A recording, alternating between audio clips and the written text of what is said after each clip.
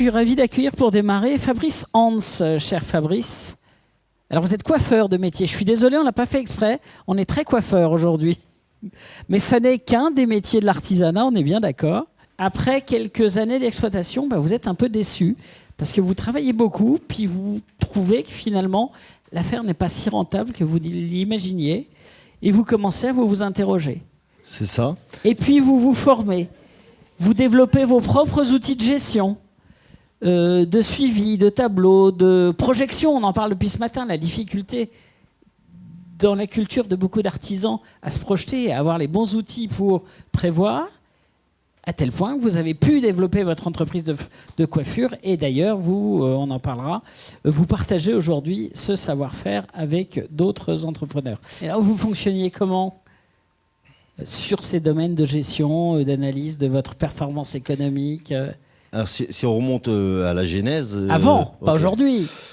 Disons que je travaillais, j'ai démarré, je pense, mon exercice comptable le 2 janvier, je l'ai clôturé au 31 décembre, et puis toute l'année, je travaillais tête baissée en essayant de couper le maximum de cheveux possible, et en espérant et en priant pour que le résultat soit bon.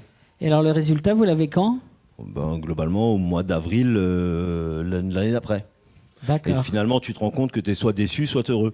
Ouais. Mais tu sais pas pourquoi, mais disons que ma première problématique était surtout liée au fait que de travailler 70 heures ne me posait pas de problème, de gagner à ce moment-là 1000 € par mois ne me posait pas de problème, mais m'en posait un dans le principe de me dire que finalement, si j'ai pas de trésorerie qui évolue ou si j'ai pas de résultat qui évolue sur mon entreprise, c'est comment je fais pour finalement dynamiser les rémunérations de mes collaborateurs, pour pouvoir les conserver si tant est que je les aime. Chez l'artisan, en général, on prend soin des collaborateurs. Justement. Mais il faut pouvoir. Augmenter mon salarié, mais peut-être aussi augmenter mon chiffre d'affaires. Et que finalement, aujourd'hui, je ne suis plus dans cette problématique d'excédent de masse salariale. On n'est pas dans la même temporalité, mais fait une lecture de ce qui s'est passé il y a globalement 16 mois.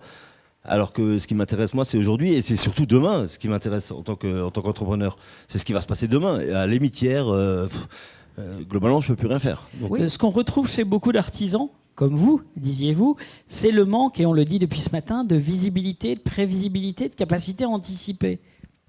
Ouais, je pense que globalement, on est tous remplis d'idées et de rêves, parce que je vais le dire comme ça, ou d'objectifs en tout cas pour nos entreprises, de peut-être mieux vivre de nos entreprises, mais peut-être de faire mieux vivre nos collaborateurs de nos entreprises aussi. Mais on se pose finalement jamais concrètement la question de la faisabilité de ce rêve. En fait, sur le premier principe de ce que j'ai voulu établir, c'est pouvoir mettre un chiffre à côté d'un rêve. Donc globalement, ça s'appelle vulgairement parlé aujourd'hui un prévisionnel. Ce prévisionnel, on l'a établi en tout cas pour le paramétrer sur notre entreprise, mais c'est surtout de le lier directement à notre entreprise, parce que finalement, globalement, tu vas faire un prévisionnel auprès de ton expert comptable. C'est un document que pour la plupart, et à l'époque, je vais me ranger là-dedans, on ne sait pas lire. Donc finalement, on voit qu'il faut faire 200 000 € de chiffre, très bien, on va essayer tant bien que mal de suivre qu'on est bien au rendez-vous de ces 200 000 € de chiffre, mais finalement on peut quand même être déçu d'un résultat, simplement parce que le prévisionnel il nous explique qu'il y a un certain chiffre d'affaires à réaliser, mais aussi un certain volume de dépenses à respecter. Donc c'était de lier finalement cette projection prévisionnelle à mon activité. Donc première étape, faire une projection de ce rêve qui était le mien, d'avoir demain des coiffeuses, par exemple dans ce cas de figure, qui gagnaient 1 800 € net mensuellement. Qu'est-ce que je devais pouvoir réaliser comme chiffre d'affaires et comment je devais organiser mes postes de dépenses pour y parvenir. Et quid de l'accompagnement? Et donc 7 ans pour être un excellent professionnel et 10 minutes pour devenir entrepreneur et finalement devoir maîtriser. Quand on pose la question aujourd'hui à un entrepreneur de ce que c'est que son métier concrètement, ils peuvent nous dire aujourd'hui c'est quand même moi qui paye, qui fait les virements. Non mais ça c'est un métier de secrétaire, c'est pas entrepreneur ça.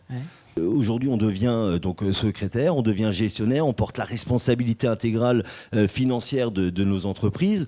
C'est nous qui devons déterminer le tarif à laquelle on facture nos prestations, mais sans savoir comment. Donc finalement, on fait tout au ressenti. Mais en fait, je pense que dans le métier d'entrepreneur, on a globalement une grande source qui est une source d'inspiration parce qu'on est connecté finalement à tout ce qui se passe et qu'on est fondamentalement on a changé de monde parce que je pense que c'est un mode de vie d'être entrepreneur.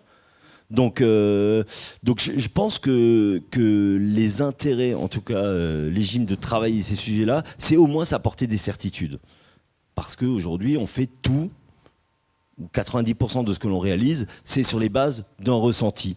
Ce qu'on a en préparant ensemble, ce qu'on a évoqué comme autre compétence, donc là on a bien vu, on était sur de la gestion, sur du côté factuel, tableau de bord.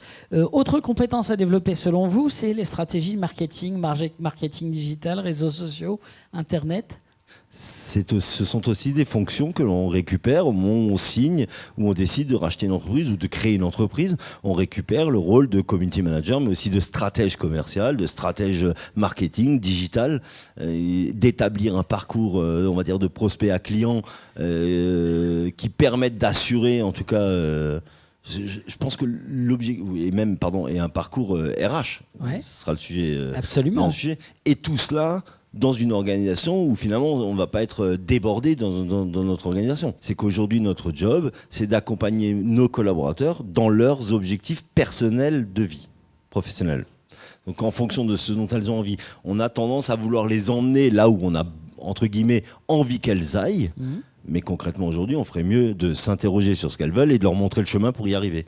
Comment vous réagissez à l'initiative du FAFSEA de création de ce dispositif 360 degrés qui permet à la fois par la phase d'autodiagnostic, je réponds et je situe et je choisis de me former sur telle ou telle compétence en fonction de ce qui est diagnostiqué. Alors, je vais essayer d'être extrêmement objectif, c'est-à-dire ne pas tenir compte du fait que commercialement, je puisse être intéressé par un tel dispositif. Ce parcours me semble être, à mon sens, essentiel, mais plutôt en rapport à mon premier constat qui était de dire on est formé pendant 7 ans à notre métier, mais aujourd'hui de devenir entrepreneur, c'est aussi une formation. Et pour moi, il ne suffira pas de se former 2 jours par an à un endroit, puis 2 jours à un autre endroit. Il faut un vrai cursus logique ou chronologique d'apprentissage.